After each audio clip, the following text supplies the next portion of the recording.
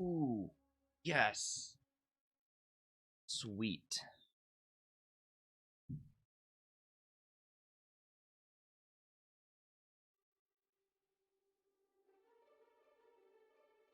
So, 4 locations.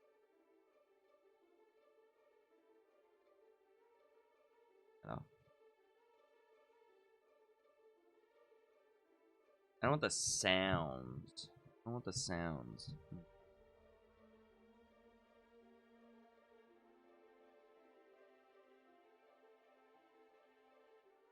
Just turn off all sounds.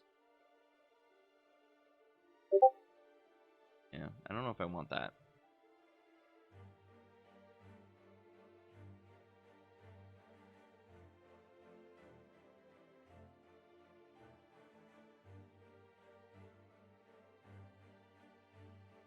I'll leave that. I'll turn off sounds.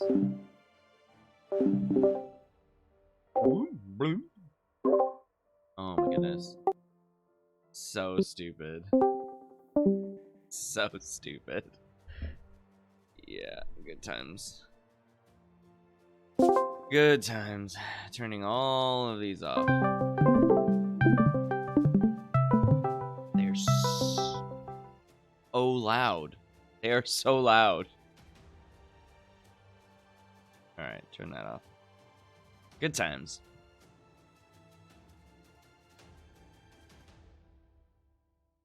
Whoop. Hey, everybody. Lopez Obrador.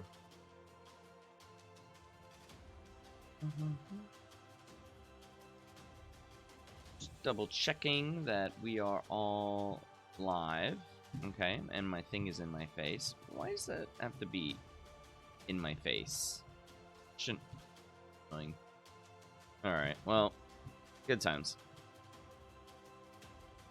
Okay, so we are live. Live. Okay, double checking that. Out of my way.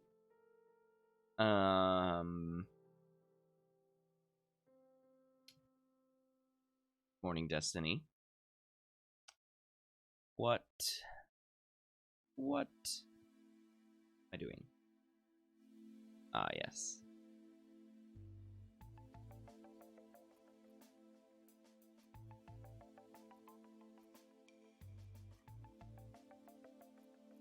Hey. Open. Conspiracy theories. Talk about some conspiracy theories today. Well, not. Yeah. We will talk about conspiracy theories, I suppose. But, nothing specific associated with that, I guess. Just grabbing some links here.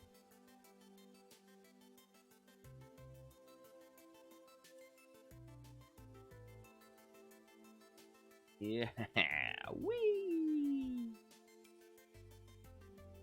Oh, I need to open video.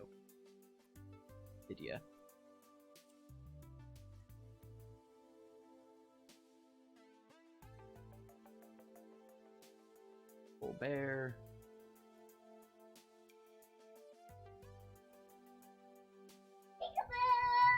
Wow. Hi, Ellie. Are you naked?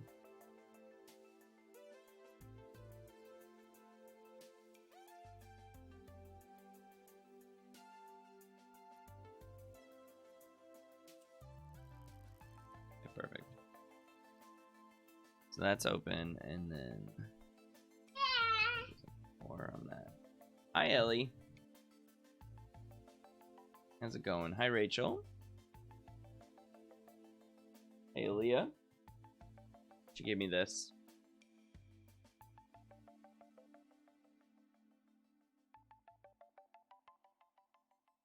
Give me this.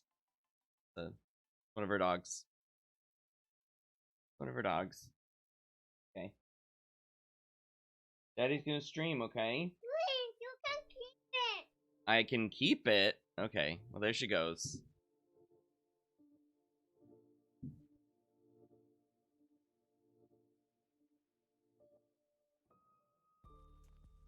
right. Andy Grayson. Hey, Madison. No. It fell. Aww. I'll just... I wish I had another camera. I don't have another... I don't have another camera.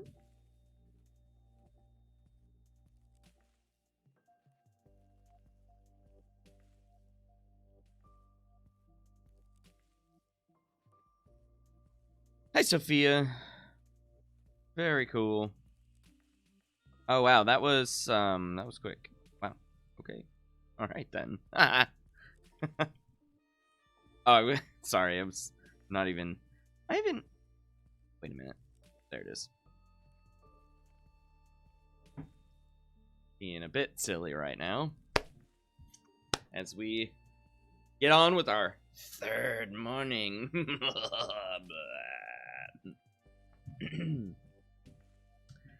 Oh, good morning, Tyler.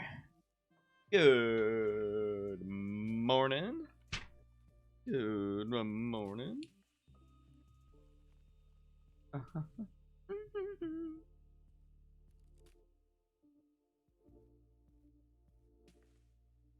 I'm not by myself. Hi, Audrey.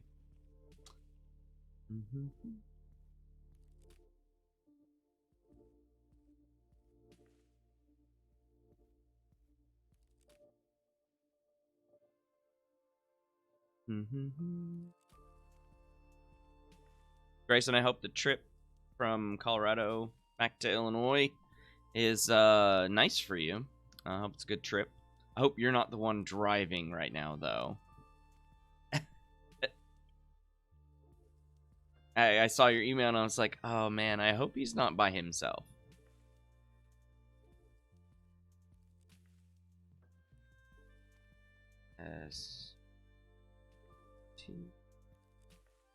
Chloe, welcome. Good morning.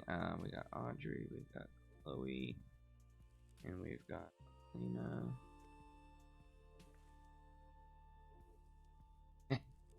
Good.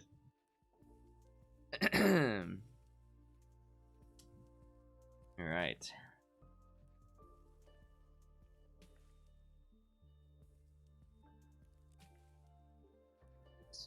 Good. Turn off that. Oh, that's what I need. That's what I need to do. And go on to do not disturb. There we go. That'll shut him up.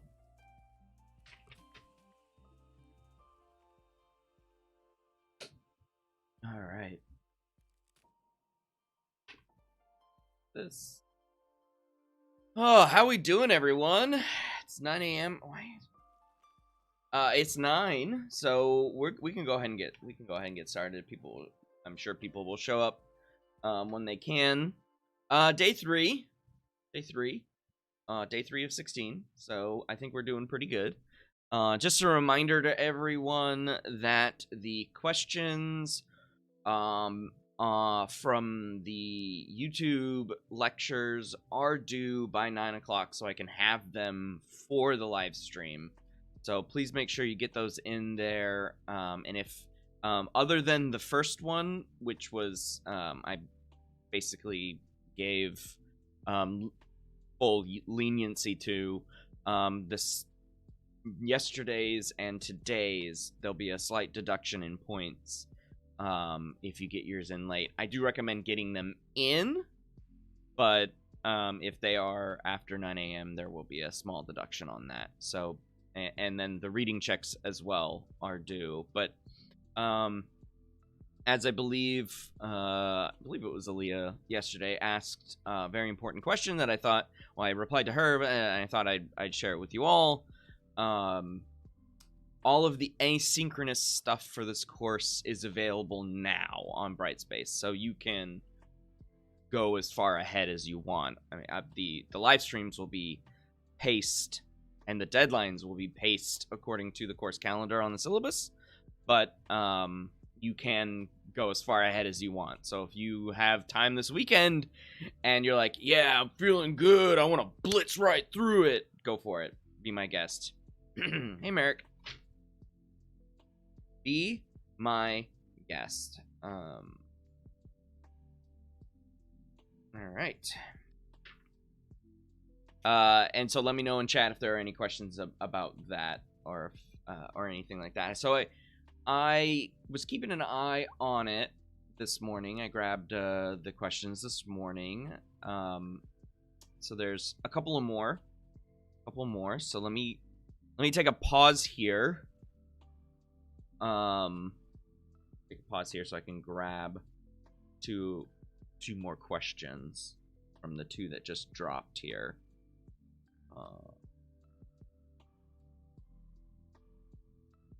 Well, Grayson, because you asked, have to, considering it's my dissertation research about dual process theories. So I'm just going to put that in my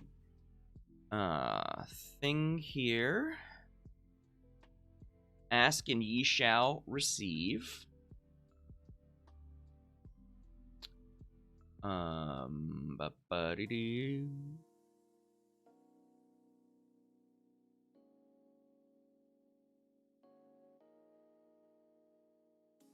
More laundry. Never ends. All right, one more question here from Rachel. Let's see.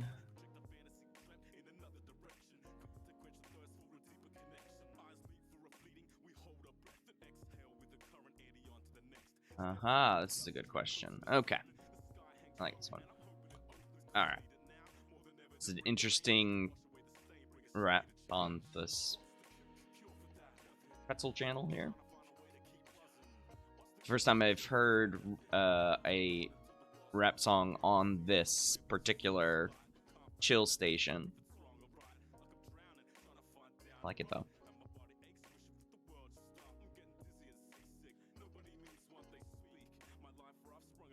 Alright. So, sorry about that, everyone. Alright, let's do this. Let us do this. Okay, so the first thing, Elena, if you, we can talk about that if you want to grab me on Zoom after the live stream, then I can walk you through how to get to those places. It's the discussion forums on Brightspace. Discussion forums on Brightspace. You click on discussions at the on the top line, but catch me after Zoom. Catch me on Zoom after the live stream, so we can make sure that you are on track for that. Okay. All right. So, what do I want to talk about first? There's a lot of stuff. A lot of people asked about confirmation bias in the last couple of lectures, and the last and today as well was when I was planning on like going through it all. So let's start with this. Let's change the view here. All right. So we're going to do a little bit of a demo to get us started. This is one of the, I think, purest ways to address confirmation bias from a thinking perspective, and then we can expand it out from there into the more social stuff that that we have. Murphy just attacked Ellie. You guys need to go upstairs. All right, so I put the link in chat. So go to that. Before you do anything, let's read it together and let's take one page at a time. Hi Haley, I'm sorry to hear that. Hopefully it works. Try reducing your the quality of the stream, and that might help you. All right, so let's go through this together. You should have the link, and it should work. It doesn't need Flash or anything like that. Yeah. So let's go through this together. There are 3 of these that I want you to try. And I am not going to choose any answers. I'm just going to hit next or submit. I hope it'll let me do that. If it doesn't let me do that, I'm going to choose the wrong answer so I don't cloud any of your judgments. Now, you may have seen this task before. So this is the Wason selection task. And it can be applied to pretty much anything. So the basic structure of the Wason selection task is you have 4 cards and you're testing a conditional rule, an if-then statement. Okay, so that's the conditional rule right there for this particular example. And like I said, there are 3 of them that I'm going to have you do. And this is a purely cognitive research finding from the 1960s, and it has been adapted. More or less, the research in the selection task has been purely logic and cognitive psychology. And it's very near and dear to my heart because I do enjoy it quite a bit, and I love talking about it. And as far as confirmation bias goes, I think it's a really good demonstration in, like, the purest sense that that is what's going on. Okay, so here's the first one. This one's generally speaking not seen. Questions 2 and 3 are the ones that are most seen. Okay, so you are working as a quality control technician working for a card games manufacturer. You have to ensure the cards have been produced in accordance with the following rule. Okay. If the card has a circle on one side, then it has the color yellow on the other side. Okay. You already know for certain that every card has a shape on one side and a color on the other. This is very important information. Please indicate, taking this into account, which card or cards you definitely need to turn over. And only that or those cards in order to determine whether the rule is broken in case of each of the 4 cards below. And so to select, you choose the check boxes. Okay. So in chat, let me know which boxes you're selecting on your end before you hit submit. Okay, before we move on to the next one, let me know which boxes you are selecting. Do not be clouded by any other person's judgment, and do not let anyone know that you have seen this before and so you know the right answer. Just in chat, let me know which ones you're choosing.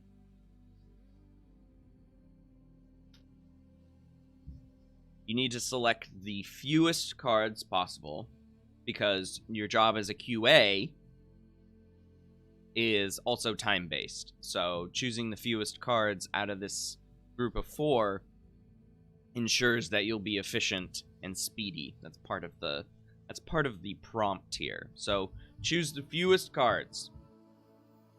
Okay? If you think you need to turn over all 4, by all means choose that. There are lots and lots of options. You can choose 1 card, you can choose 2 cards, you can choose 3 cards, and you can choose all 4. And for the 1, 2, or 3 options, there are obviously combos of those. So let me know in chat which ones you are choosing on your end.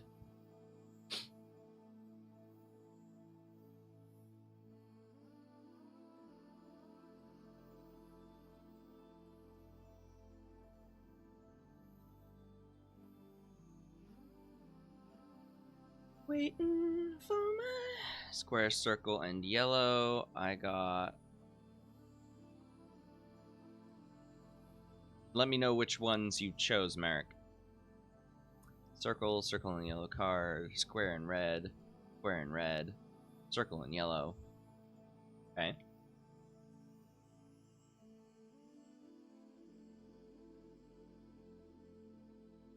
Circle and a yellow. Red, yellow. Okay. Square and red. Yellow and a circle.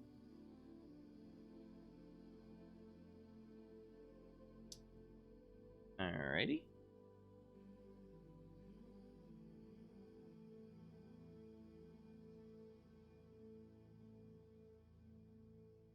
Alright, I think that's everybody who's in chat right now. Okay. See if I can move on without submitting something. Okay. You don't know the right answer yet. Alright, here's the next one. Here's the next one. You're still working as a QA technician for a card game manufacturer. It's a great job. I love how the little embellishment there. But now you have a different rule. Hi, Megan. Now you have a different rule. You already know for certain that every card has a letter on one side. Oh, sorry, here's the rule. Sorry. If a card has the letter S on one side, then it has the number 3 on the other side. You already know for certain that every card has a letter on one side and a number on the other side. Please indicate, taking this into account, which cards you definitely need to turn over, and only that or those cards in order to determine whether the rule is broken in case of the 4 cards below. And so simply the best.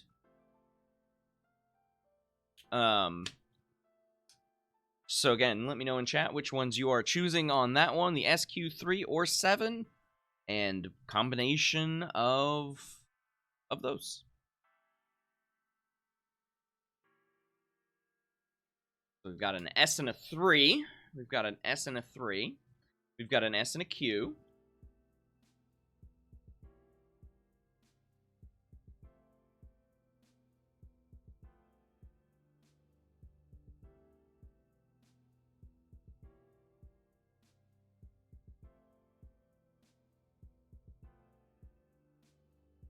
All right, S and 3, S and 3, S&P 500, S and 3, S and Q,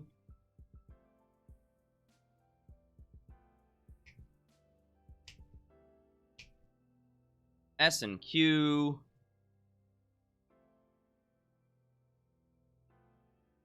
S and 3, Q3, Q3. Okay.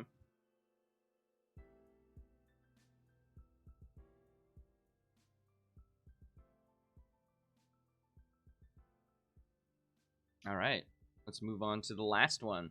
So this is the last one. Oh, I love that shirt. I love this shirt. All right. Last one. You've got bored at working at a card games manufacturer. Apparently it wasn't a good job. And now you're working as a security executive in a bar. I love that. You're a bouncer. It's your job to ensure that the rule governing the consumption of alcohol is strictly enforced. It states, if a person drinks an alcoholic drink, then they must be over the age of 21 years old. Right? Literally that. The cards below represent the drink choice of 2 and the age of 2, so a total of 4 customers. So each card represents 1 person, right? Please indicate which card or cards you definitely need to turn over, and only that or those cards in order to determine the rules broken in case each of the 4 customers. So on the back of these people, you would see their ID, and then for these 2 people, you've seen their IDs. You just would have to check their drinks by turning over the cards. So which ones are those? So Merrick says the beer and 17. The beer and 17. Okay. Okay. Beer 17. Okay. Beer and 17. Okay. Beer and 17. Beer and 17.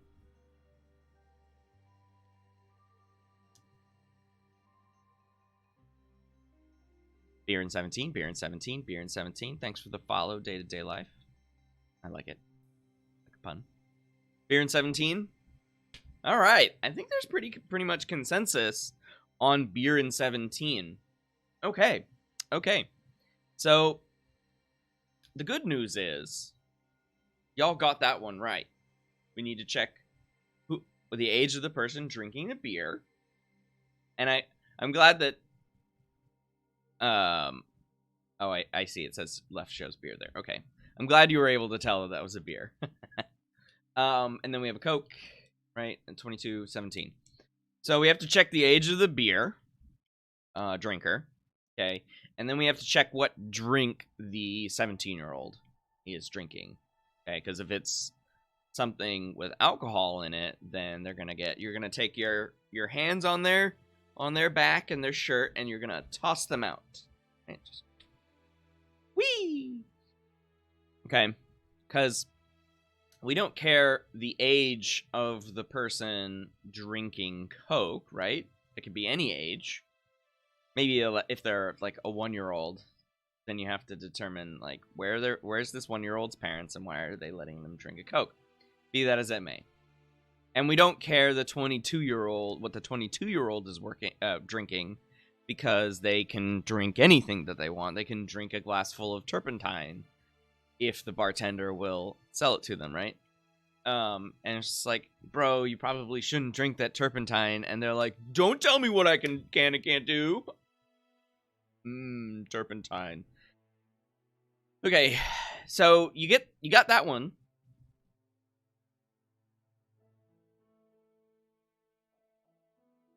Take a look at this one again.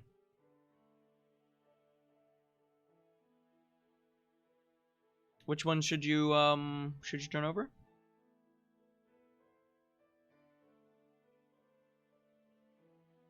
Which ones? Saw a lot of S3s and Q3s. I want the light bulb to appear over your head. The light bulb.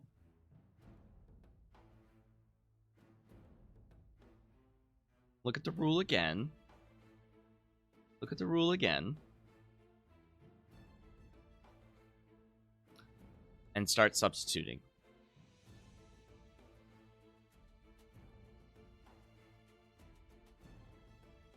Simple substitution. So, what's the right answer on this? You got the right answer on the beer one.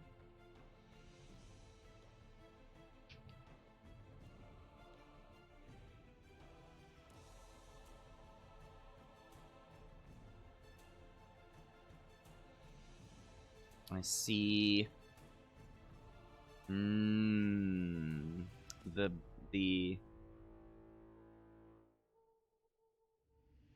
Yes. The light bulb is slowly burning. Yeah. So, and the shape and the thing is the same. I'm just going to focus on this one and that one. Yeah, S and 7. That's the right answer for this one. S and 7. Because the rule says that if there's an S on one side, we have to confirm that there is a 3 on it. So we flip over the S. I think most of you got that, right? I think most of you got that. But I don't know if you just heard the operative word that I just said. Confirm that there's a 3 on the other side. Okay? So... Oh, I'm sorry, Chloe. Yeah, I see you. I see you.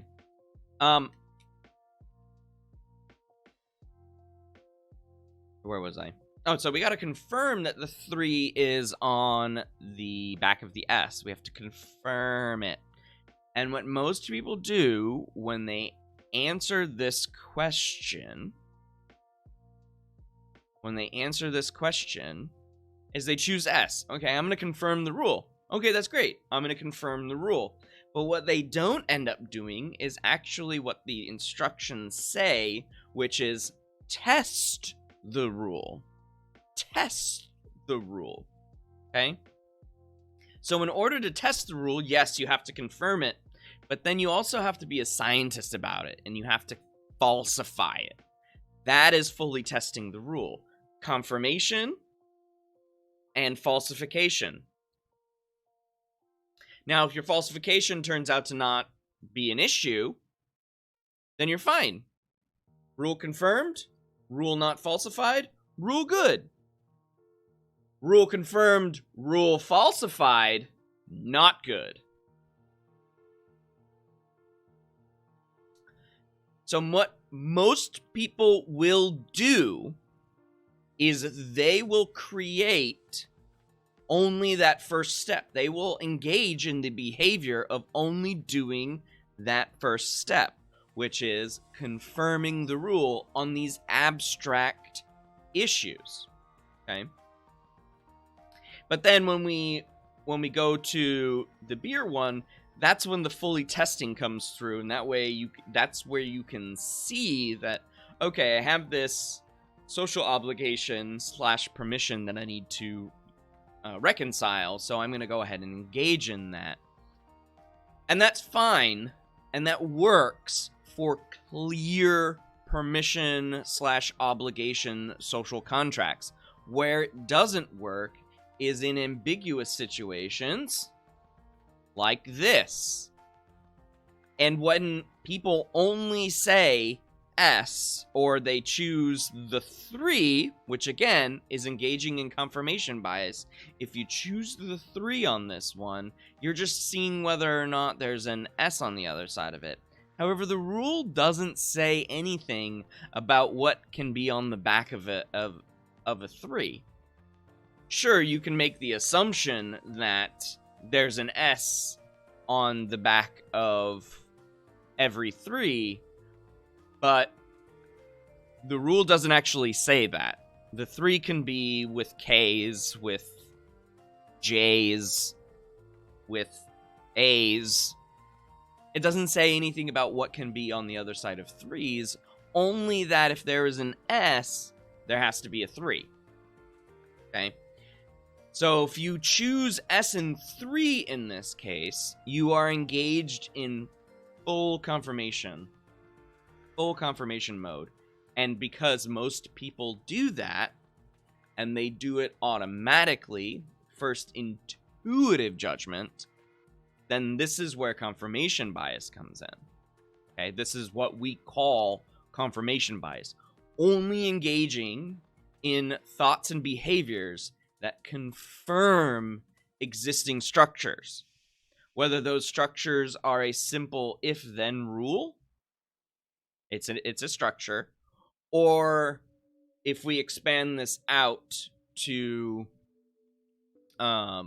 into other things, like I'm only going to accept what I think about the political situation, my thoughts on abortion, gun rights, taxes, whatever. When you only seek out information to confirm, choosing S and 3, you are engaged in confirmation bias.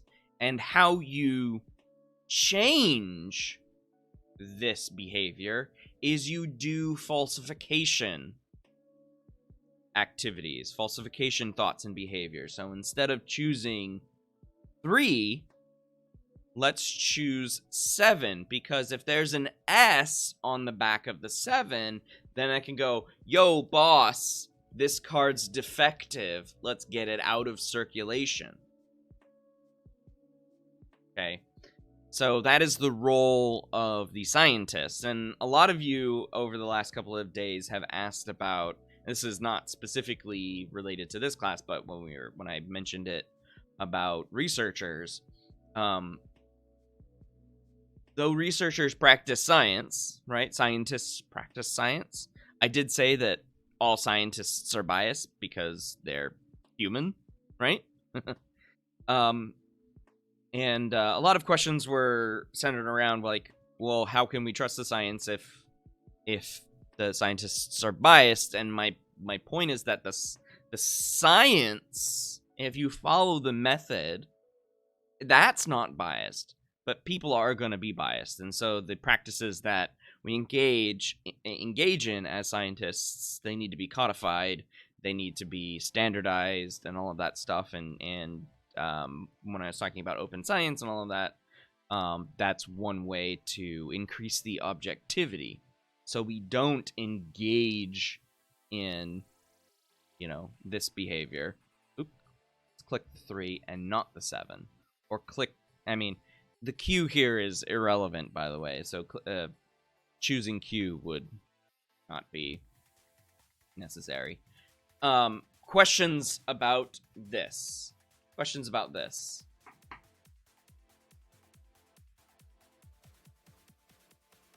And I will, while I'm waiting for that delay on those questions, I'm going to switch to this tab here, so we can then continue this conversation and to something that I think is worthwhile, since we're on the internet. Any questions about that? Is confirmation bias a little clearer for those of you in the last few days who have said, I'm unclear about confirmation bias?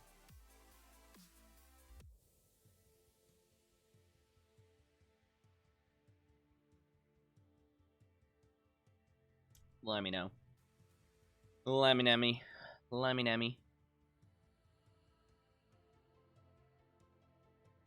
I really like this next one.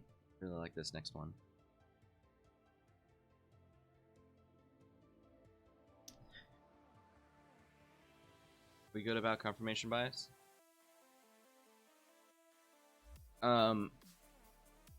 Everybody does it, so don't feel bad if you get caught in that cycle, and definitely don't feel bad that you may have gotten this stuff potentially wrong, right? Like, I'm not asking you to base your entire life on this one thing. Okay. All right, how many of you use Google frequently? This is still confirmation bias, continuing confirmation bias, because one of the questions, we don't passively take in info, we seek it out often in a biased way. That's apparently something I said. So is it possible to be unbiased in terms of social cognition? No.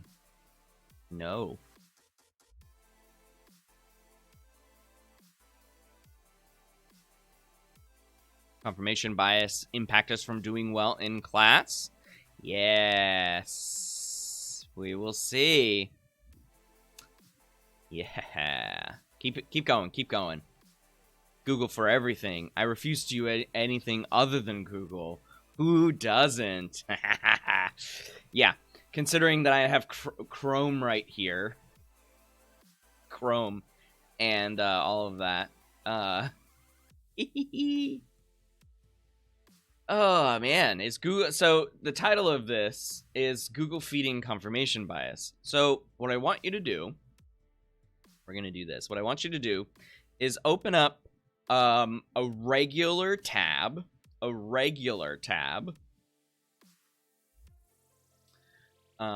In whatever browser you're using. Chrome, Firefox, Edge. I don't know. Safari. Whatever you're using. Okay. Open up a tab. And I want you to put in the phrase, is milk good for you?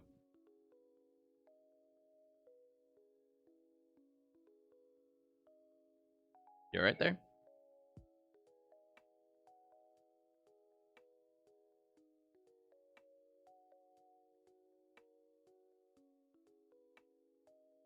Oh no, Chloe, hold on. Let me fix that.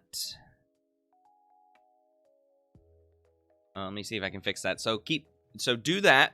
Do that.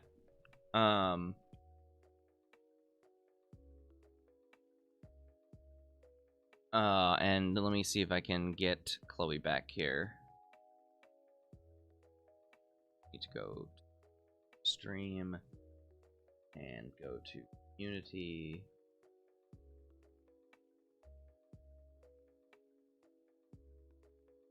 Followers list.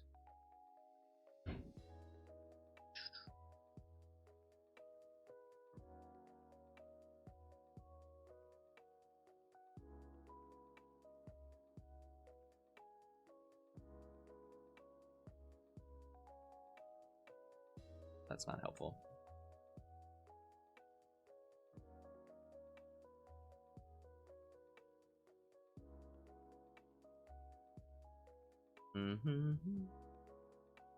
Well, yes, I've.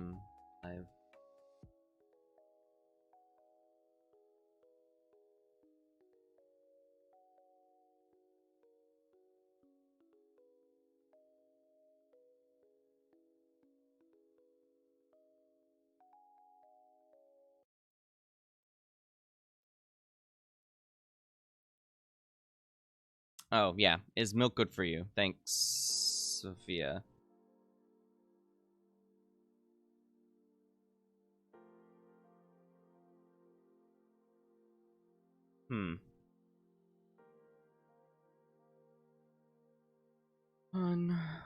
Fuck.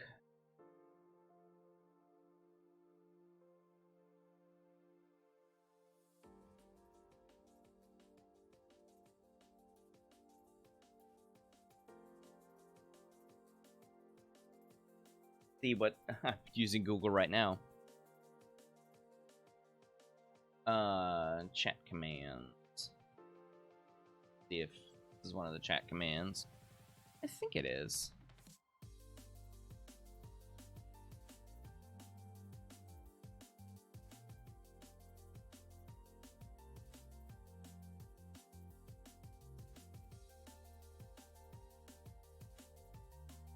Unblock.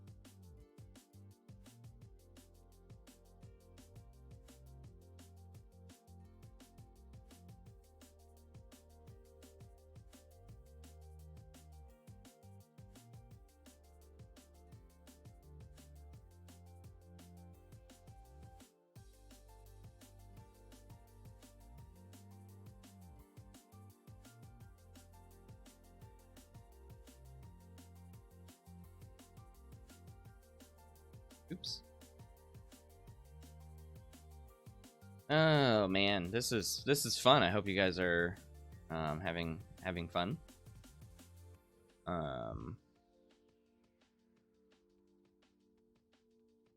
So she's currently not banned. So I don't know.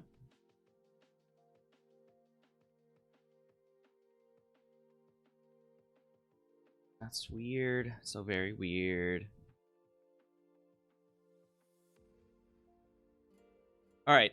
Now what I want you to do, while we're waiting, keep that tab open, and then I want you to search for, is milk bad for you?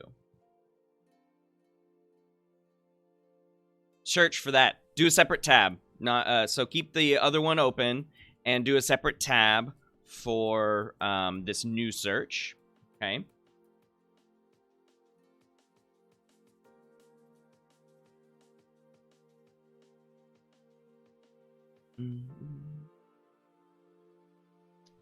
Already did.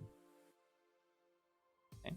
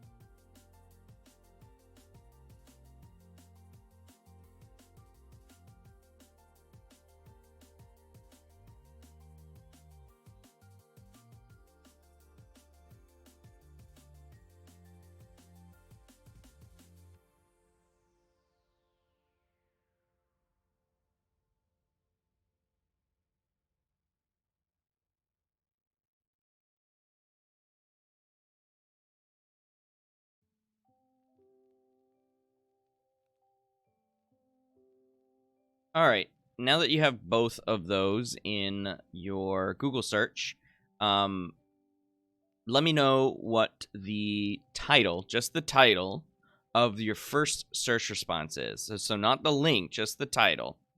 Okay. Not the link, just the title.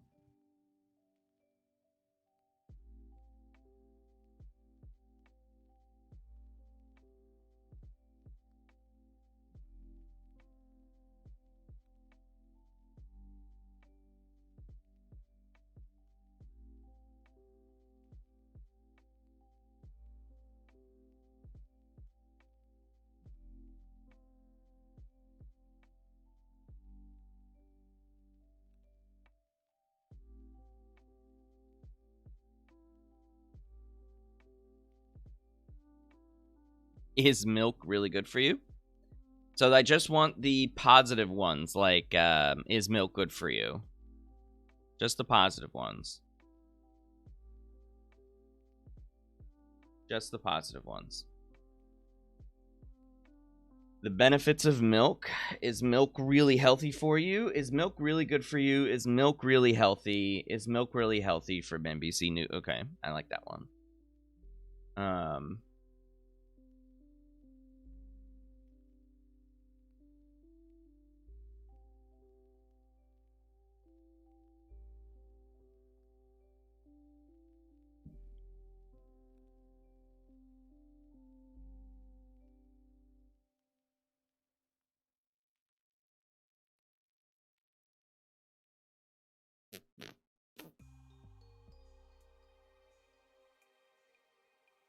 All right, Destiny, if you do have connection to Chloe, can you let her know that there's nothing that I see that would prevent her from joining the stream, or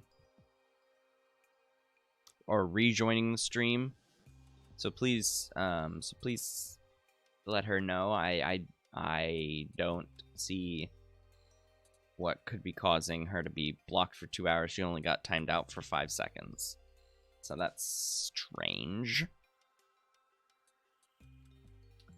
And then have her email me and with a screenshot of that if... she's here, but she can't talk. Okay. That's what I'm trying to have... so...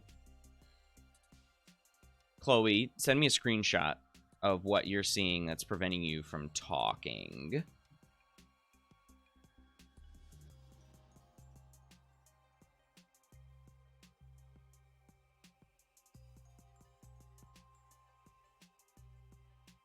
So I timed you out and untimed you out.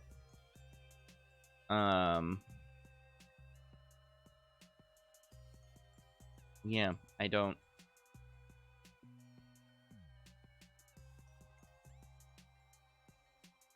Okay.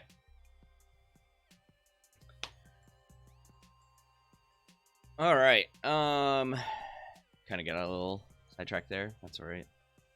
So is milk good for you? Is milk really good for you? Is milk really good for you? Is milk good for you? Okay, now in chat, let me know what the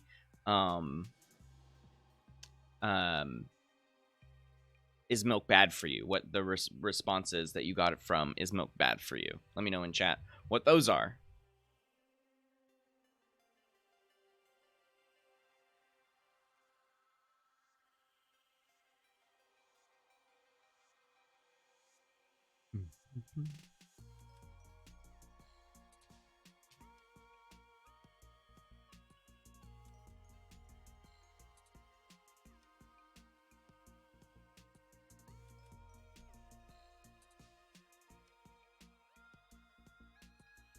Why should you stop drinking milk?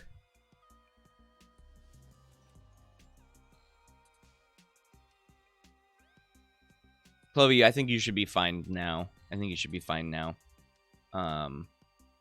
If it happens again, email me a screenshot. Is milk really bad for you? Is milk bad for you? Understand the research. Is milk bad for you? Here's what the research says. Is milk really healthy for you? Here are 12 reasons why milk is I'm assuming that's mad or bad. Yeah, by PETA. Is milk bad for you? Here's what the research says. I hope you noticed what is generally speaking what Google is doing for you. What Google is doing for you. The way that you ask the question generates, and is it Google algorithm's fault? The search algorithm? No and yes. More no, because it can't be held responsible for the algorithm itself cannot be held responsible for how you phrase a question or how you phrase a search query, right? But a little bit of yes, because people programmed that algorithm and can reprogram that algorithm, right? So if you, for whatever reason, are the board member of a large dairy manufacturer, if you go to Google and you type in, is milk good for you? The first search term is going to be, here are the benefits of milk. And then you're like, yeah, here are the benefits of milk, everyone. Why are you all crying about this? But if you are against the use of milk by any animal, like PETA is, and you are, let's say you're a member of PETA, sorry, you might type in, is milk bad for you? And you'll get what Aaliyah found, which is, here are 12 reasons why milk is bad for you. Okay? So, what you search for is going to dictate what Google finds for you. Okay?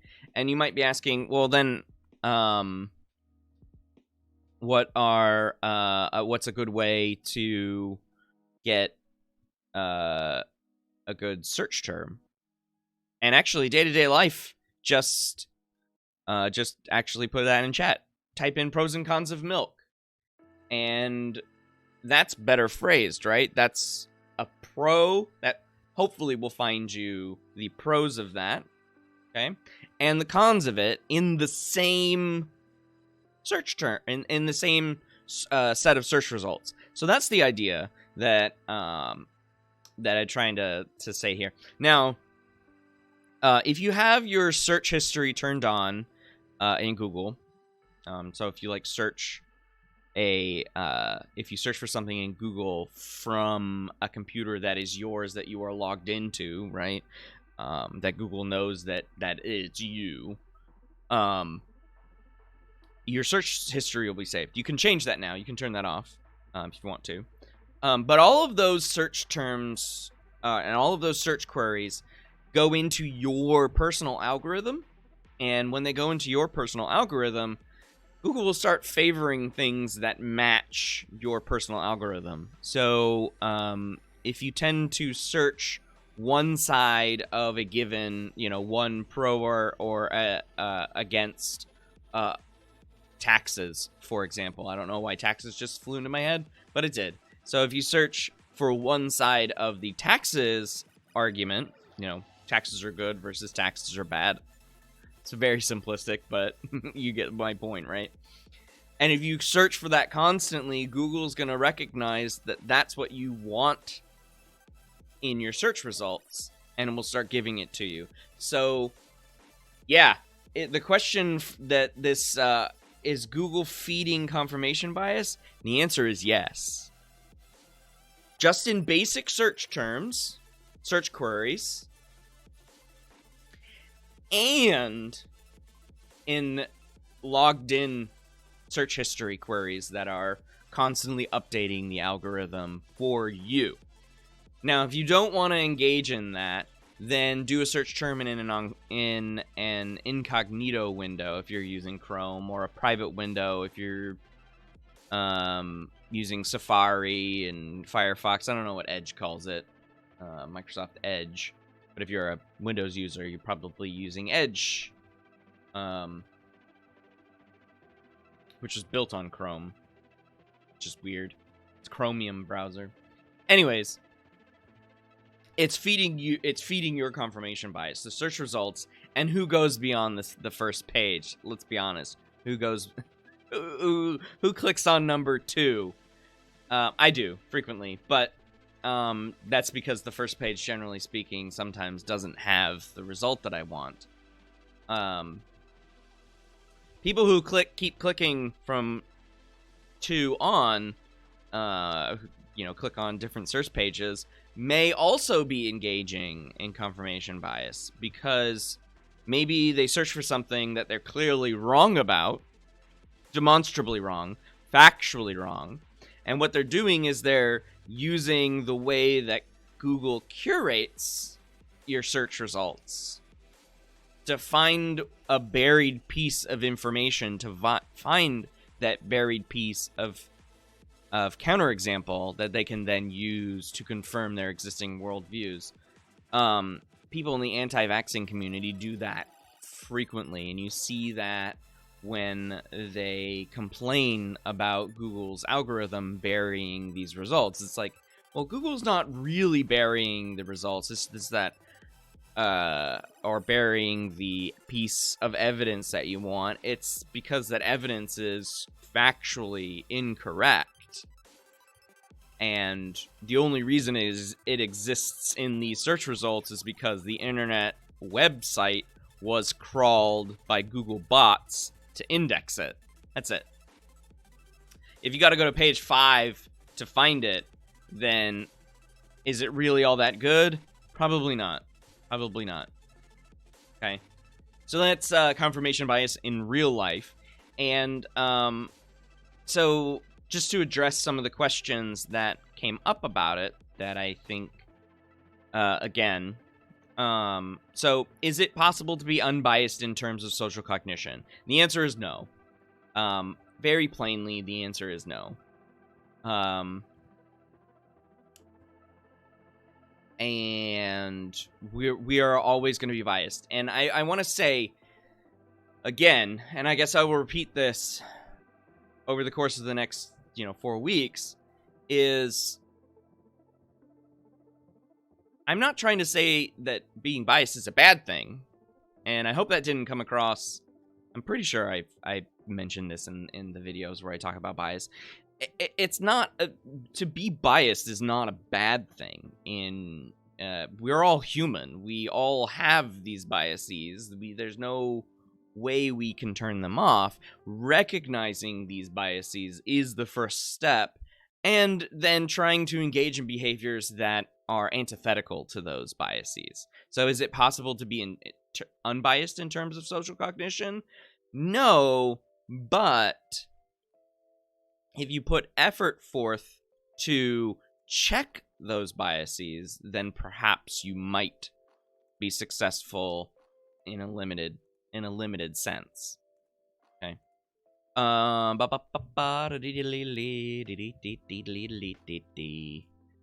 So another question about confirmation bias that I thought works with the activities that I found.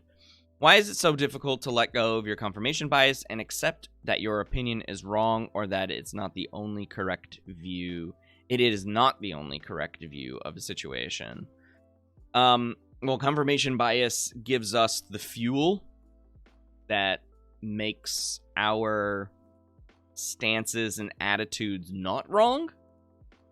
And so if you engage in an exhaustive search just to find the one thing that supports your worldview, you're going to do it. You're going to engage in that constant search. And so it goes to what we were talking about yesterday in yesterday's stream, where we said that, it's okay to be wrong, but most people struggle with that. And Joe had mentioned that, and then several of you agreed that it makes people upset to admit that they're wrong. But if you find that one piece of information that says, this says I'm not wrong, then that's gonna keep the feeling of rightness entrenched, and the bias is just 100% holding you hostage in a certain way. And then, so the related question to this one that I found from another one of y'all was, why do we seek information out in a biased way? Because it makes us feel good. It boosts our self-esteem. It bolsters our worldview, and it makes us feel like we have some semblance of knowledge control in our lives. So just understanding this knowledge versus that knowledge. I have power over the knowledge that I get. These sorts of things. So we seek out information that makes us feel better about ourselves.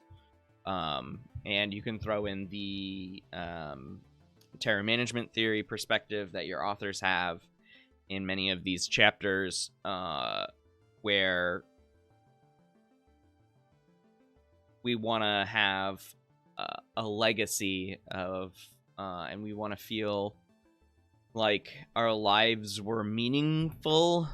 And so one of the ways that we make sure that our feelings of meaningfulness are met, we feel out the world in these biased ways. Okay. And then the last question before we take a break, about confirmation bias. Could our own confirmation bias impact us from doing well in a class, since humans tend to only take what they feel is necessary? I think that is entirely possible. I can't remember who asked that, but I think it's a very thoughtful question, and something not really addressed from what I've seen. I should say that it's not really addressed from my limited experience, watching other colleagues teach. It's not necessarily addressed like the first day of class, like how to do well in this class. Well, A, B, and C, don't cram, etc. Oh, okay, Aaliyah, that was very good.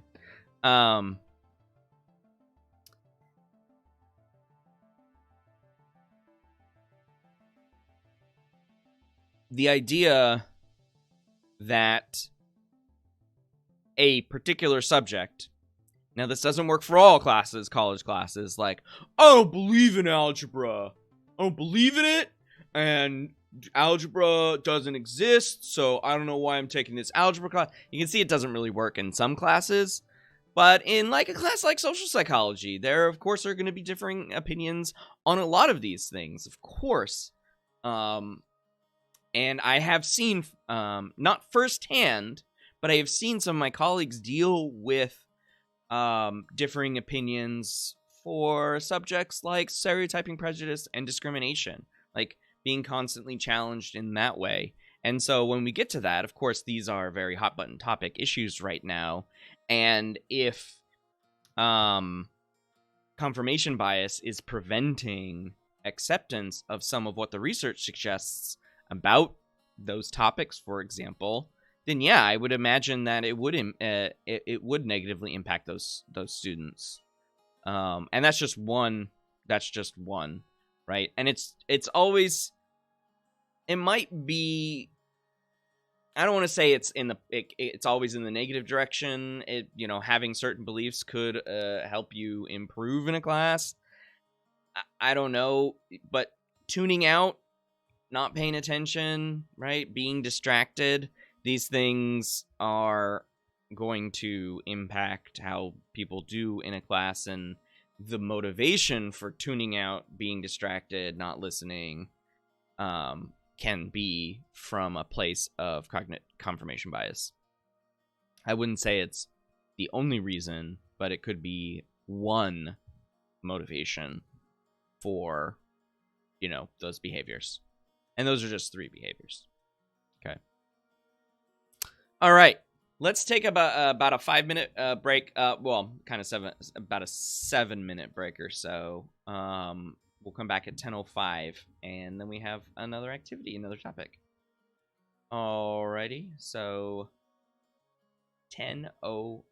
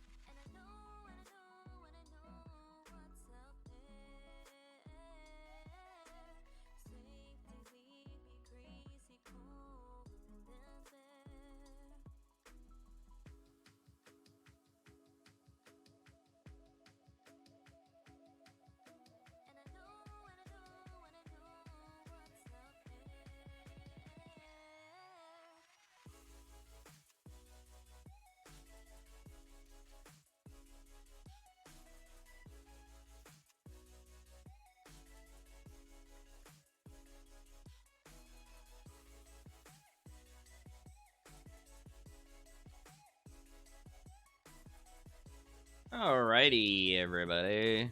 So I'm gonna go to this orientation here, although I'm gonna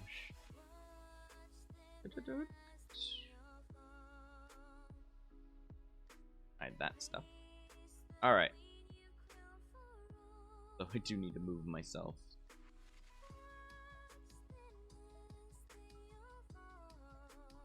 Alrighty.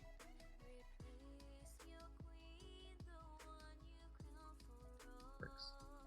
Okay, we're just gonna do this one for now because I'm not gonna show anything on the I'm gonna show anything on my computer screen for this next bit. So this next bit was an idea that I had. Oh, well, I guess it was back in 2016. So it's this idea I've had for about 4 years now, and then finally get to do it, which I'm super excited about. So one of the things that I mentioned in this particular video was that I had a little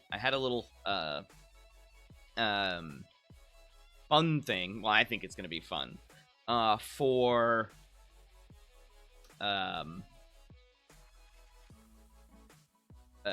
counterfactual thinking. That's what I was trying to say. Counterfactual thinking, and it's a book that I read to my kids, and we've had it for a few years now, probably about 5 or 6 years, I suppose. Well, how old is Ollie? He's 6. Yeah, so we've probably had it for about 5 years, and so both kids really enjoy it, and it's one of our favorite books.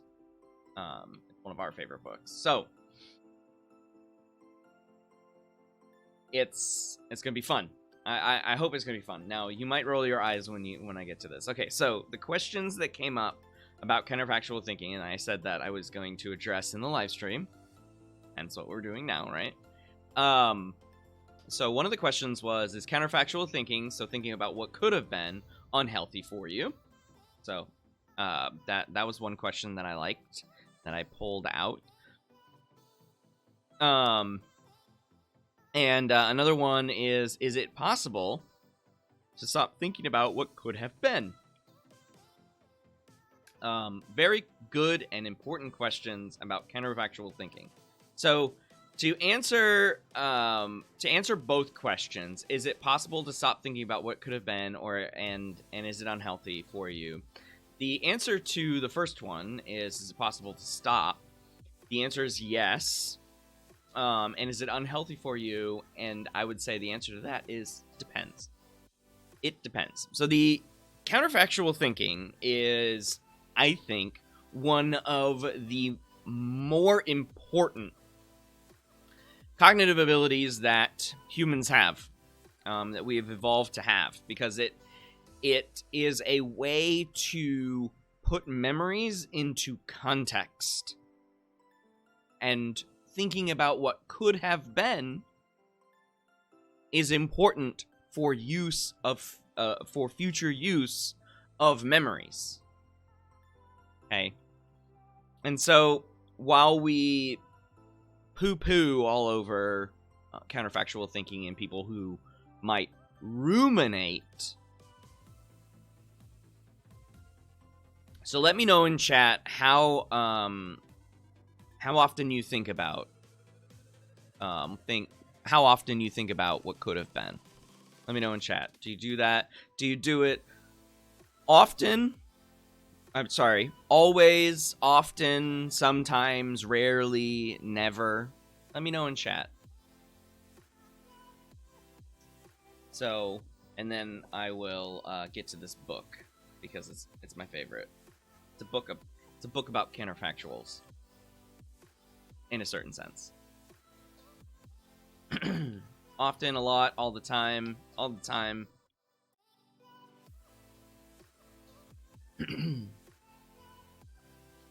Now, you're saying that, many of you are saying often, all the time, sometimes. Does it help you? Does it help you to think about those things? Do you feel better when you think about those things? Does it give you an alternative for the future? That's something to consider. Does it make you feel better to think about these things?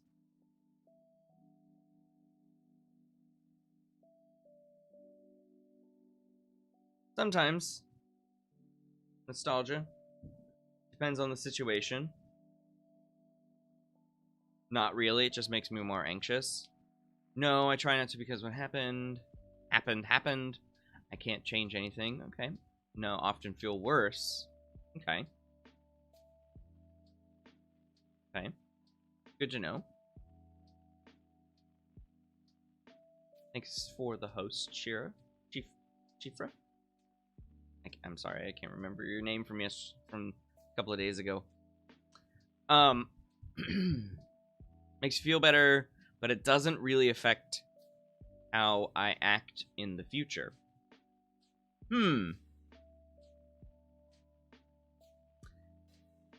Okay. Doesn't make me feel better at all. Usually makes me feel sad worse. All right. It sounds like many of you are talking about and maybe interpreting counterfactual thinking as rumination. And so I want to separate the two. I want to separate the two of those. Rumination is the obsessive thinking about an event that happened, something that happened, and you keep thinking about it. And yeah, maybe some counterfactual stuff will sneak into rumination, just because you're like, oh, I want to see how maybe play out how that could have been. But counterfactual thinking is literally just thinking counter to fact. Okay, counter to fact. Which is why I'm going to now share this book with you. So I hope you can see it. I hope my voice isn't too blocked by this. I'm going to try my best. So this is Not My Hat. And I'm going to read it to you. It's not very long, and it's not very like hard to follow. It's not very hard. So if you've ever seen this book, This Is Not My Hat. This Is Not My Hat. That's probably a better orientation. Okay, it's gonna look a little washed out because of my ring light, but this is a black cover. Okay. It is a children's book. Yes, it is a children's book, and it's by John Klassen, and I believe he did the illustrations himself. Okay. My hat. This is gonna be very interesting. I hope you enjoy the book. Okay. All right. The white pages don't really help. Luckily, they're mostly. Sorry, I didn't mean to hit the mic there. All right. So we've got a little fish with a little hat on it, and it says, "This hat is not mine. I just stole it."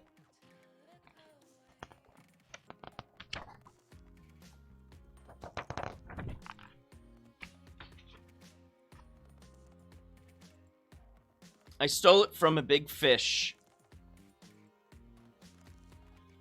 He was asleep when I did it.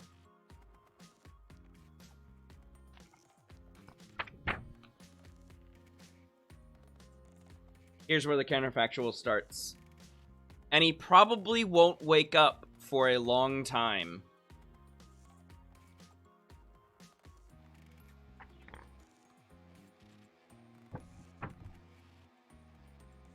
And even if he does wake up,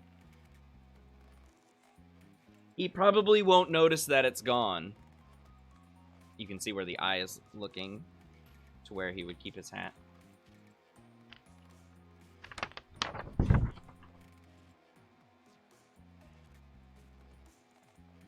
And even if he does notice that it's gone, he probably won't know it was me who took it. I think he does.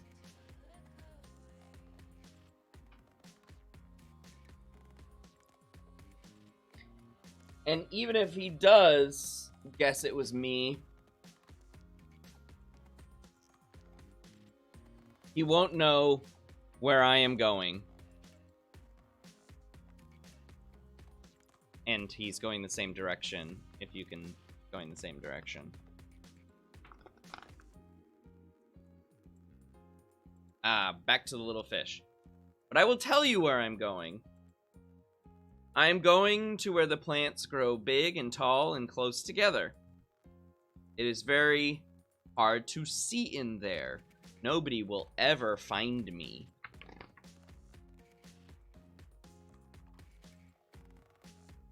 There is someone who saw me already. It's a crab. But he said he wouldn't tell anyone which way I went.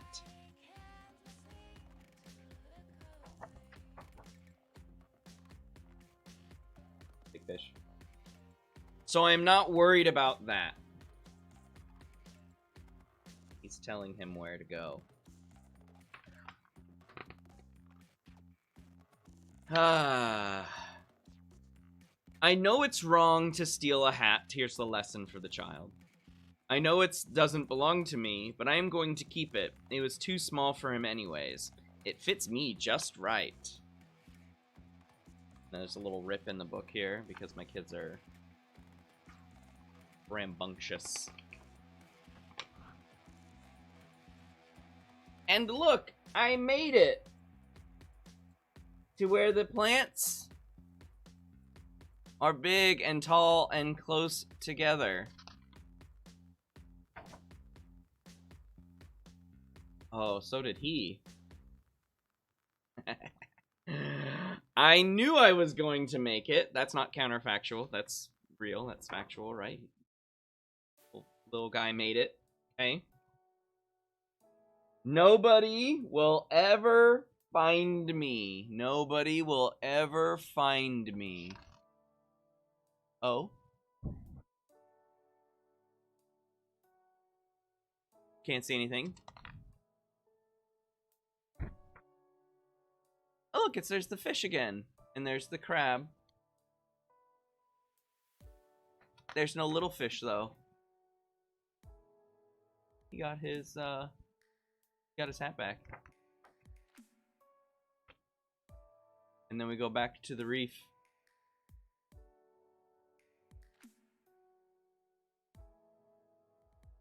He did.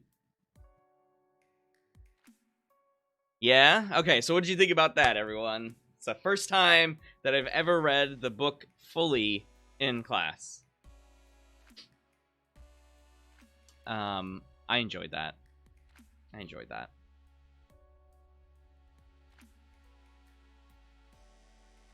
So, the reason why we're talking about it with counterfactual thinking is because literally everything that guy says, the little fish says,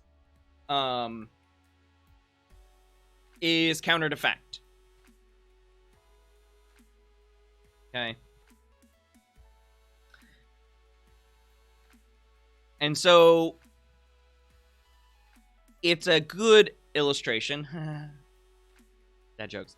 It's a good illustration for how counterfactual thinking actually operates in just daily life. It's literally just thinking about things that actually haven't happened, that are not factual.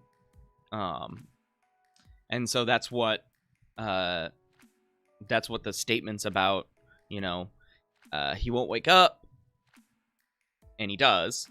He won't know it's gone. He does. He won't know it was me. He does. And he won't know where I'm going. Well, he starts following him and then gets told that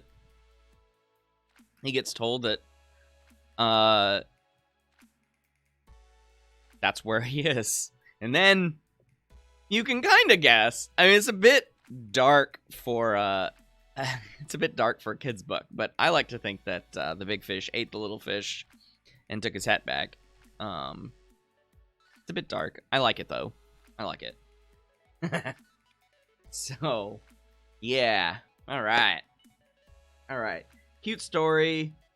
Children's books full of hidden women. Yeah, Shifra, that's right. Hat looks better on the big fish anyways. I mean, I disagree, but I'm not saying that the little fish is right for stealing it. He could have just asked for it, right? Interesting with the unexpected outcome. Yeah, Elena, that's very true.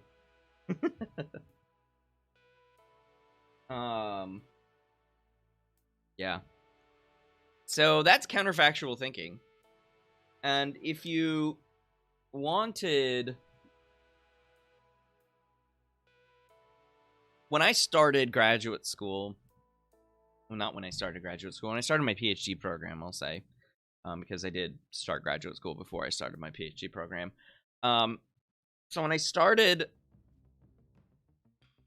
graduate school... my PhD program... Jeez, keep doing that.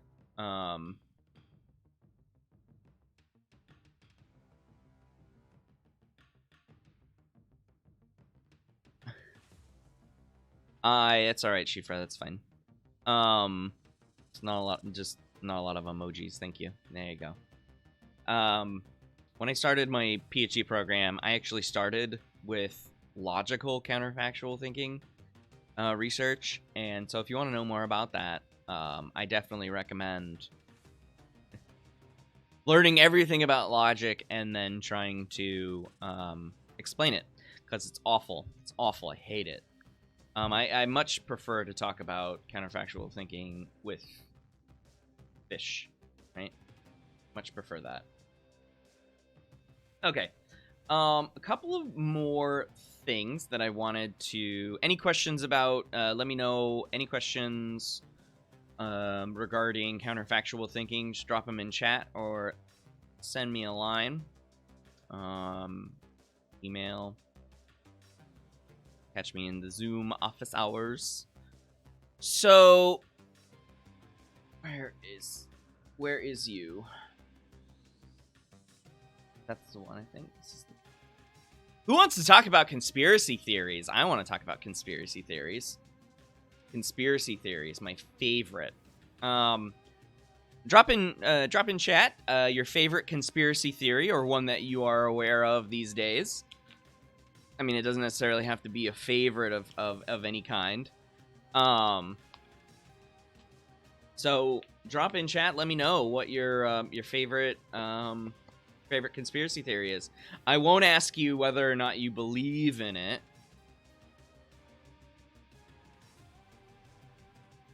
Okay. Conspiracy theories. Let me know what conspiracy theories you love. Okay. Conspiracy.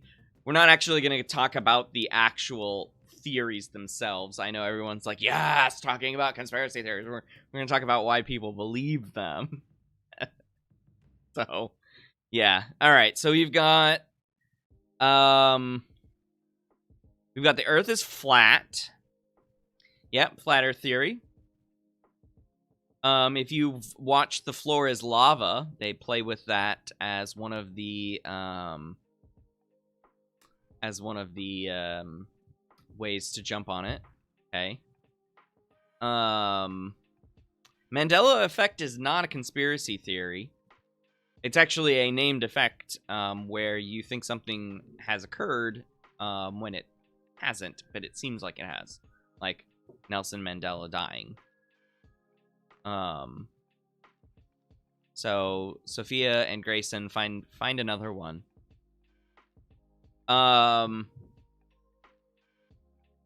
Audrey, parallel and alternate universes are not conspiracy theories. Simpsons predicting the future. I don't know if that's a conspiracy theory. Avril Lavigne being replaced. Yeah, that one's super dumb. Mandela Effect movie. I don't know what you mean by that.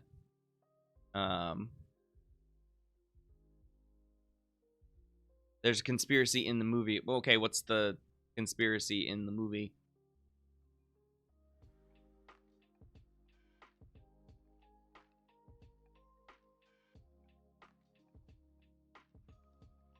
I'm sure you've heard of the other conspiracy theories, the main ones, that NASA faked the moon landing.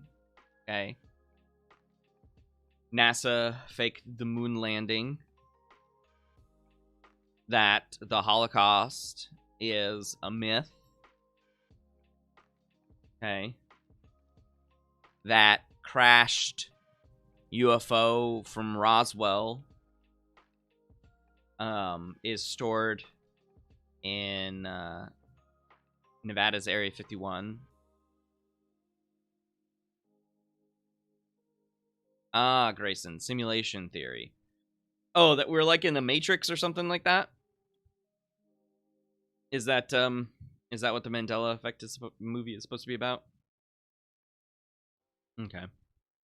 The U.S. government planned the 9/11 attacks and controlled demolitions of the World Trade Center.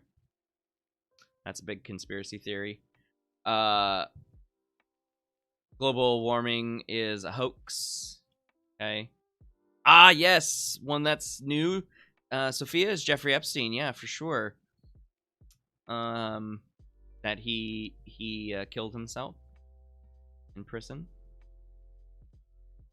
Yeah, large computer. Yeah, the Matrix. Yeah, the Illuminati. Yeah, for sure. Sandy Hook was done to promote gun control. The Sandy Hook gun massacre of little children. JFK's assassination was planned by more than just Lee Harvey Oswald. Okay. Illegal voters costing Donald Trump the popular vote, for example. Okay. And then Russia hacked Democratic emails to help Trump win. I mean, that's an interesting one too. So we've got all of these conspiracy theories. Another one that is new these days is QAnon. QAnon, the deep state. The deep state is running the show, whether that's the Illuminati or whatever. Yeah, COVID or coronavirus being made up, Chinese hoax, or being caused by 5G signals. Okay. Yep. The Eisdal woman. A little bit more on that one, Merrick. The hijack. Oh, wait. Okay. Sorry, I missed the first one. The guy that hijacked a plane and stole a bunch of money and jumped in the desert and got lost. I don't remember his name. Oh, are you talking about? I know who you're talking about, and I can't think of his name.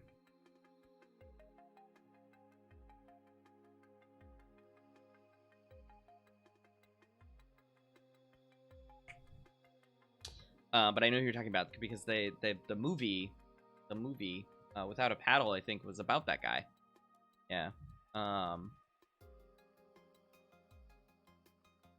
Does anybody believe any of them now? Does anybody believe any of them now? Any of the ones that I said or any of the ones that you put in chat, do you believe in any of them? Because conspiracies do happen. Possible international spy found and burned to death in the mountains of Europe that no one could identify. Tupac is alive! Tupac is alive. I don't think his ego would allow him to be hiding for this long. Just knowing who Tupac was when I was younger, he was way too full of himself to ever be this silent for this long. Nah, Tupac is dead. So is Biggie. All right, so you probably believe one of those things. Please, if there are things that I believe, whatever conspiracy theories you want to believe, but if there is one thing that I would love for you not to believe, is that, one, The Earth is not flat. Okay? Please don't buy into anything they say. 2, the moon landing was not faked. And there have been so much about the evidence regarding that. And 3, vaccines do not cause autism. I know that's more of a pseudoscience thing and not a conspiracy theory, but all of the things associated with vaccines, those are the 3 ones that are non-negotiable in my mind. Believe all the other ones, as long as you're not harming anyone. Fine. So here's some statistics for you about it. Okay. No way, Merrick. Oh my god. What? I hope they're not a geographer. Alright, so here's some statistics. Okay. Only a third of Americans in 2017 believed the official explanation of JFK's assassination. Okay. That one man is responsible. Oh no. So you're all aware of this one person. Okay. All right. I'm glad you all know. Nice. Okay. So we've got 1/3 of Americans believing the official one-man lone shooter JFK assassination, right? So fast forward. So that's 1/3. Another statistic for you, which I think is interesting. This is from 2016. After the 2016 U.S. presidential election, most voters, though only 20% of Trump supporters, agreed that Russian email hackers did attempt to influence the results. And of course, we found out later that that was the case, right? That was the case. I think I missed a message from Grayson. Simulation theory without a doubt, Grayson. Okay. That's interesting.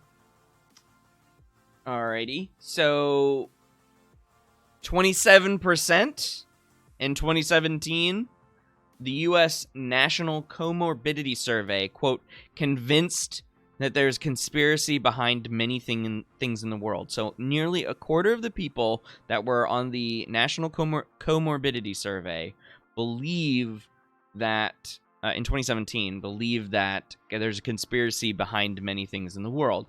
So if you are familiar with the X-Files,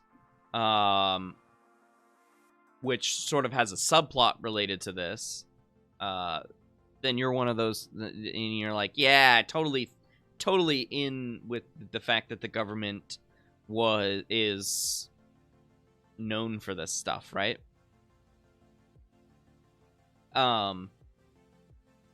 It is important to note that in this survey, conspiracy beliefs were most common among the lower educated, lower income, or unemployed, irreligious, so low religiosity men. Okay, most of the people in this 27% were less educated, so either some high school or high school diploma. Okay, but that's about it. Lower income brackets or unemployed, and not very religious. Okay. So those are the people that have, by way of survey information, by way of survey statistics, those are the people that tend to have more conspiracy beliefs versus other demographics. Okay. So this is what I want you to do. Okay. So we did the first thing. We did the first thing where I asked you to come up with conspiracy theories. Now, This is what I want you to do in relation to those ones that you put in chat. I want you to, so whatever one that you identified, I want you to tell me how many people would have to keep the secret. Just estimate. You don't have to be like, well, it's going to be 538,297. No. Just give me a ballpark figure about how many people you think, when you think about the conspiracy theory and broadly speaking, how many people would have to keep that a secret? Drop it in chat now.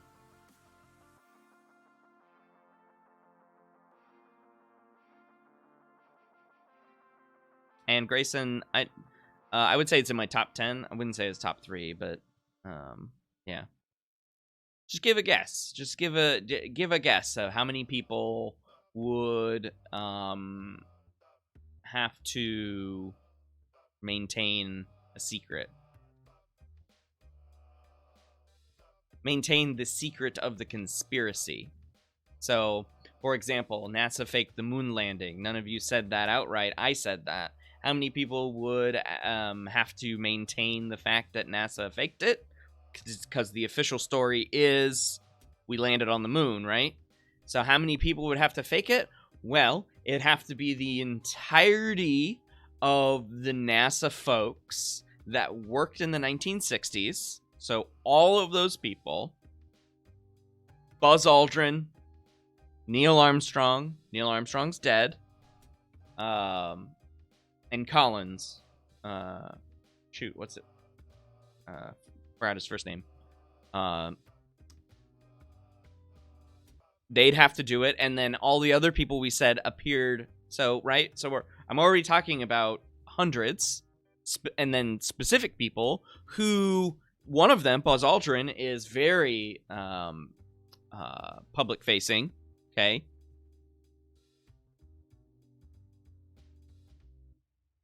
Grayson, yeah, simulation theory would have hundreds of thousands of people would have to understand. Understand. What did I say? Understand. Would have to keep simulation theory a secret. Okay.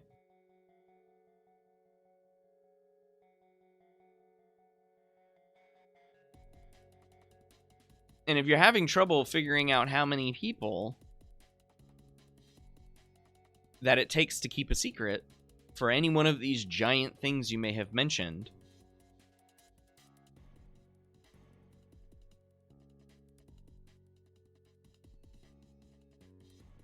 okay, Merrick, that's fine. Yeah. If you're having trouble generating the amount of people, it's probably in magnitudes of hundreds, if not thousands, if not hundreds of thousands of people. Okay. Yeah, trying to think about the scale of these conspiracy theories, even if they... So, I mean, we can even take Flat Earth, for example, right? Everyone who is currently working at NASA... or the European Space Agency, or the Chinese Space Agency. You're talking about cooperation on a scale that we have not seen cooperation at all, right? If the idea was, okay, the Earth is flat, let's keep it from most unsuspecting people, you're talking about a lot of people and governments who are like, let's all keep it a secret. If you have an enemy, they're just going to come out and say, yeah, the Earth is flat, don't trust your government.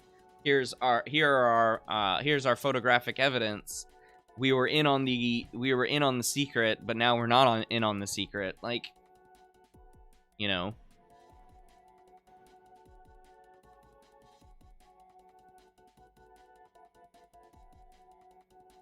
Yeah, Audrey, you're right. About JFK, it would be a small team or people, or just a handful of government officials, for sure. Yeah. And then as far as all of the other theories that people mentioned, yeah, hundreds of thousands. Okay, so now that you've done that, try to think of some cognitive or social factors why people might hold on to these conspiracy beliefs. Why? before I give you the responses, why do you think people will hang on to these conspiracy theories? Why? Drop it in chat, and then I will move on to the last piece.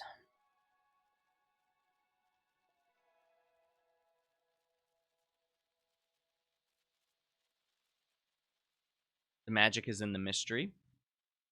Maybe. Yeah. I have hundreds of thousands for the moon landing. Oh, simulation theory. Oh, I see what you mean, Grayson. Okay.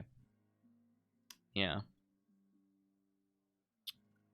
Better than knowing the actual truth. It's interesting and makes them feel like they have some special secret no one else has. Okay. Oh my god. I can do that. Want something to hold on to.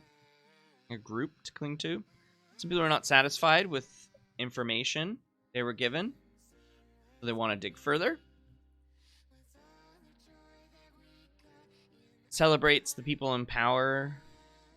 Promote them in some kind of way in social media.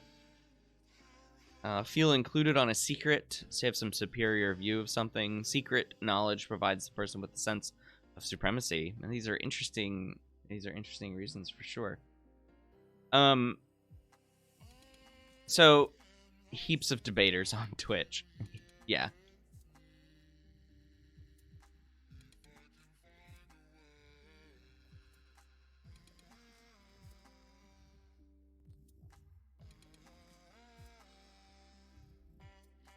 It's fun to believe and give people the comfort of that the government has some form of control when bad things happen.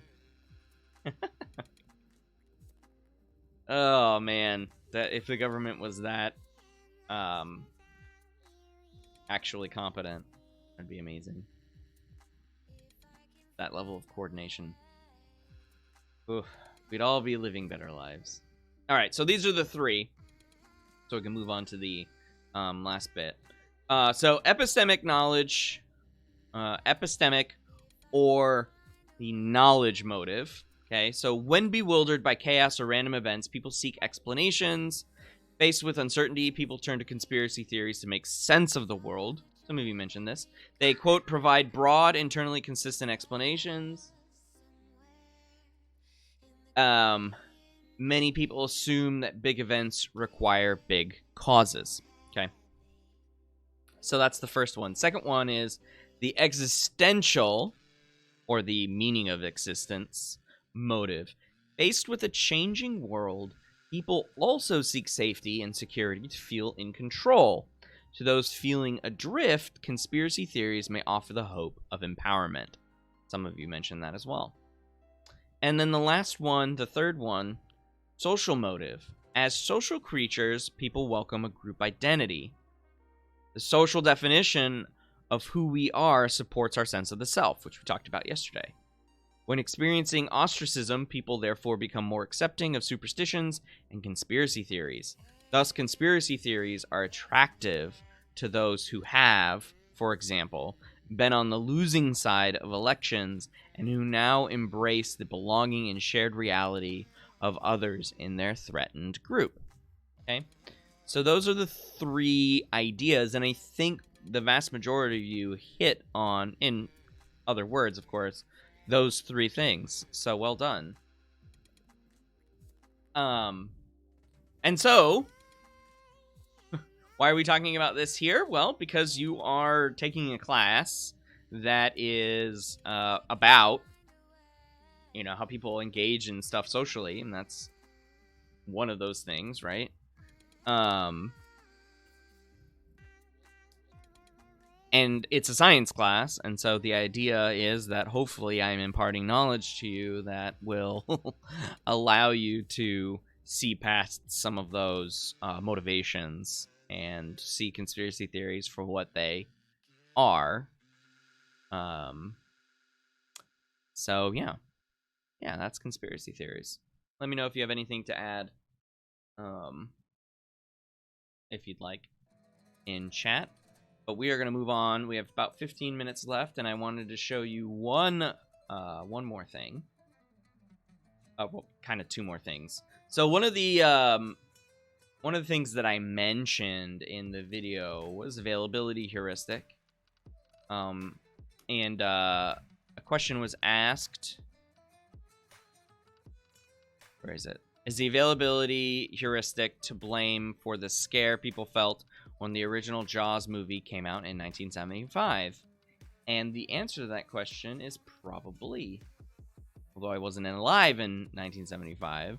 So, that remains to be seen. But we're going to watch a video on this. Let me switch back to this. All right. And I'm going to pause the music here because it'll just get in the way. And let's full.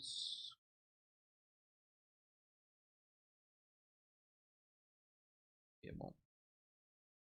All right. Can I say this? Apologies for the tinniness.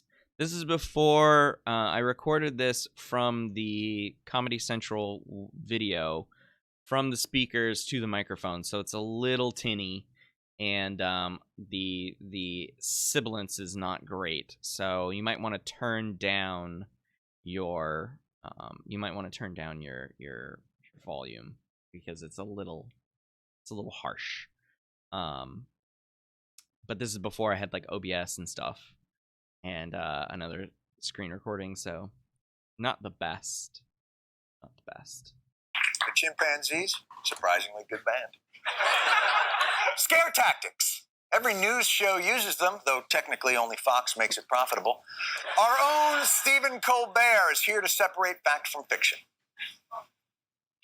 Last year, the media tried to tell us it was the summer of the shark. Summer of the Shark. Summer of the sharks. The Summer of the Shark. But they were just trying to scare us to boost their ratings. So what's the real deal? Miami Seaquarium shark expert Chris Plant set the record straight. Is this the summer of the shark? No. Shouldn't we be scared of these sharks? No.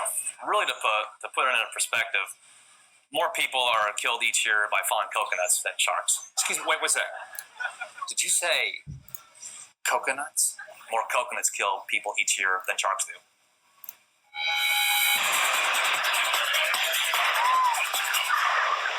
The figures don't lie. 10 deaths a year from shark attacks versus 150 from head injuries due to falling coconuts. To find out why these predators from above crave our skulls, I spoke with coconut attack expert Peter Barse. Just how dangerous are these coconuts? Well, the kinetic energy of a falling coconut on the head is approximately a metric ton. Do these coconuts kill for food or just sport? I don't really understand that question. But someone who does understand the question is coconut survivor Jane Jacobs. I asked her to recount her brush with the death nut. I was cutting some shrubs that are underneath the tree, and then suddenly I heard a noise, and there was this coconut. And of course, I was not hit by it. Dr. Barse, is this the summer of the coconut? Not to my knowledge. At the moment, one of the most serious hazards we face is injuries from people falling on stairs.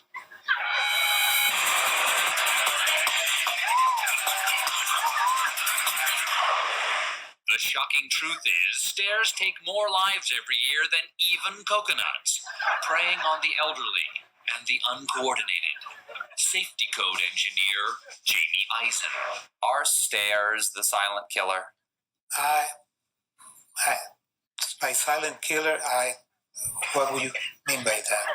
In that they don't make noise and they can't kill. In a way, yes. If you're not careful, yes. It seemed clear that this is actually the summer of the stairs. That is, until coconut survivor Gene Jacobs dropped this little bomb. If one is not careful or cautious in what they're doing, anything can be dangerous. And by anything, we mean, of course, Lightning on golf courses. duck. Camel bites. Bathtubs can be dangerous. I'm allergic to some fruits, raw pineapple, and occasionally strawberries. I was born in Havana, Cuba. It turns out this is far from the summer of the shark. It's the summer of the anything.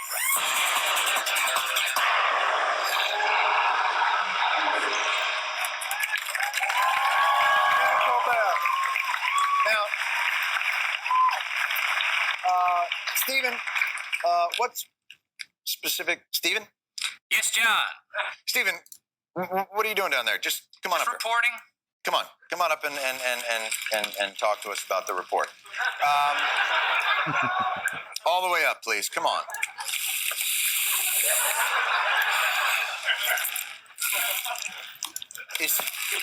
I'm sorry, is that bubble wrap? Yes, John. Get your own. This is the only thing protecting me from the meteor strikes and from the peanut allergies. Peanut allergies. They're out there, John. I understand. It's a dangerous world, John. I know that. You go down there to debunk the fear tactics of the news, and you come back here wearing bubble wrap? I got kids, John. I got to. So what, did you learn anything from going down to Florida? Yeah, John, I did. I learned there's some things we should be afraid of and some not. But I'd say if there's one thing we should be afraid of this summer, Thank you. it'd be sharks. No. They got teeth, they smell fear, John, they feast on human flesh, and they rule the night. All right. Thank you very much, Stephen. I appreciate your thoughts. Sharks. Paper cuts a problem? Stephen Colbert. We'll be right back. Alrighty. That is one of the best illustrations, I will say, of the availability heuristic, and I hope that answers your question. I think that was Merrick's question. Hope that answers that question.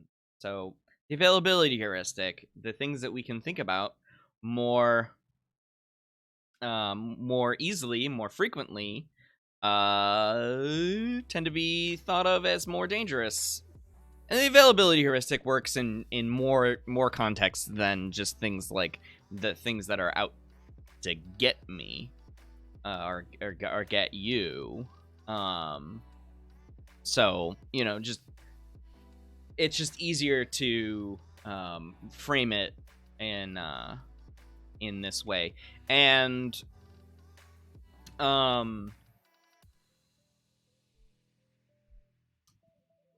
the other example that I tend to give in the availability heuristic topic is how people were afraid to fly after 9/11.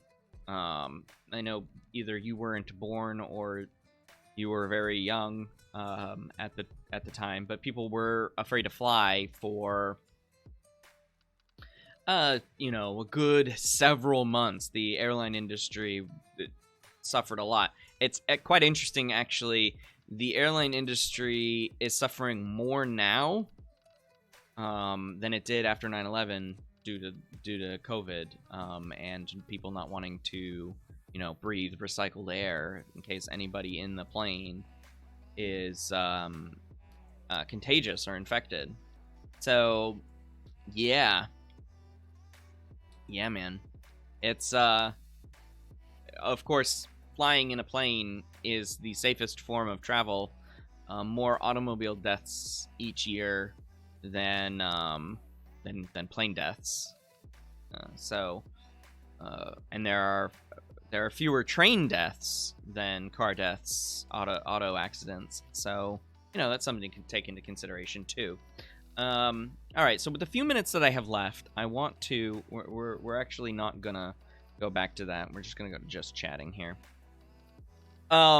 So there was a question, can I get a little more information and elaboration on dual process theories? Yeah, dual process theories. So I did my dissertation on dual process theories. And I hate them. No, I don't hate them. I just don't want to do work on them anymore. So there's a slight difference. So describing them is... So the class of theories that claim they are dual process theories is the definitions of such are that you have a fast system or a fast type of thinking, and you have a slow system or a slow type of thinking. That's the duality of those two.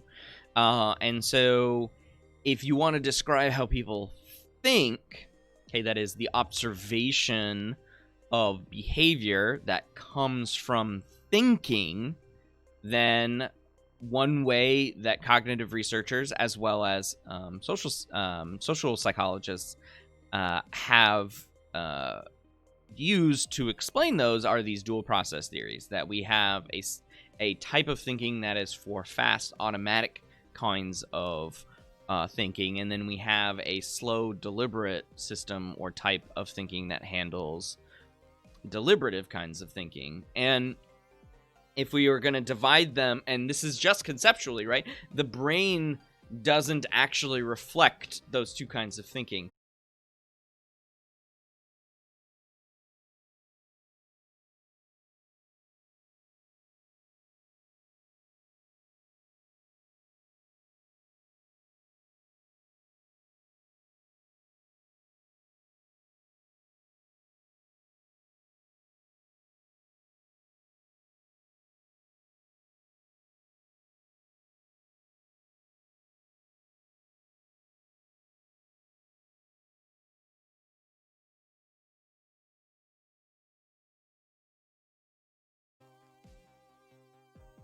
Okay. Hopefully I'm back. It looks like I'm back. I don't know what happened there, so apologies to that. Yeah, so Golden Duke brings up Daniel Kahneman. So he has a book called Thinking Fast and Slow. I don't even know where I was when the stream dropped out. I don't even know why the stream dropped out for whatever reason, especially at the end. Man, that's super frustrating. But Twitch is considering it the same session, so hopefully this is all in one video. So, dual process theories in social cognition, we're talking about the fast processes like, okay, first impressions or impressions in general.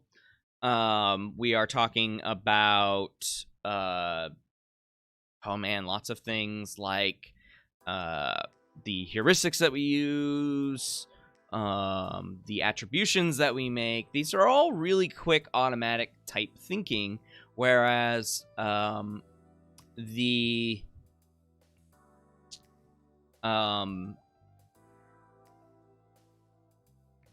slow thinking is when we then want to reflect on the first thinking. So one of the models that describes how these dual processes work together is that they are parallel.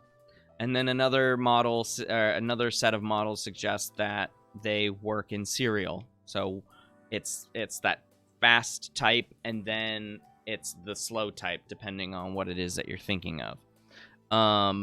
What else did I want to say? So it's just, broadly speaking, to answer the question, I think this was Grayson's question, broadly speaking,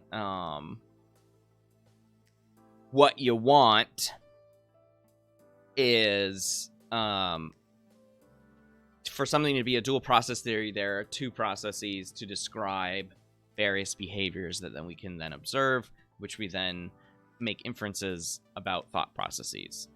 Okay. And the last question in my last minute or so was that I thought was interesting. Why are emotions only considered to be culturally universal?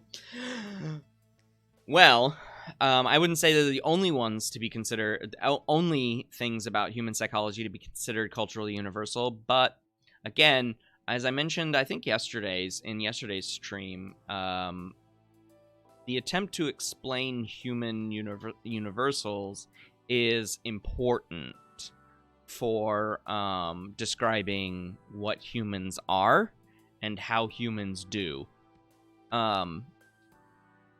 So if that's the case, then what we know now is that human emotions are tend to be universal.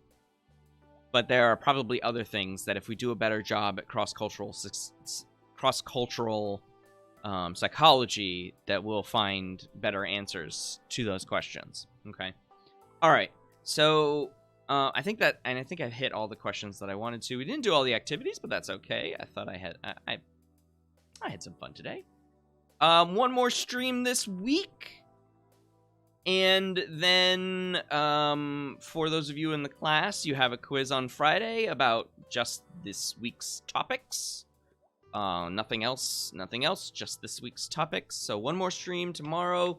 We'll be spending a lot of time doing attributions. We'll actually finish the self-serving bias thing that we started yesterday that I purposefully skipped over by the end of that. So the stream is over today. Thanks, everyone. Sorry about the dropout at the back end there, 4 minutes ago or whatever it was.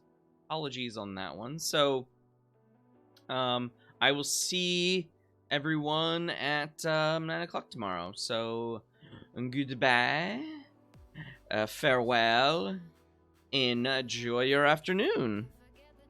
If you need to catch me on Zoom if you are in my class, you have the link to that. I will be on Zoom very shortly. All right, bye, everyone.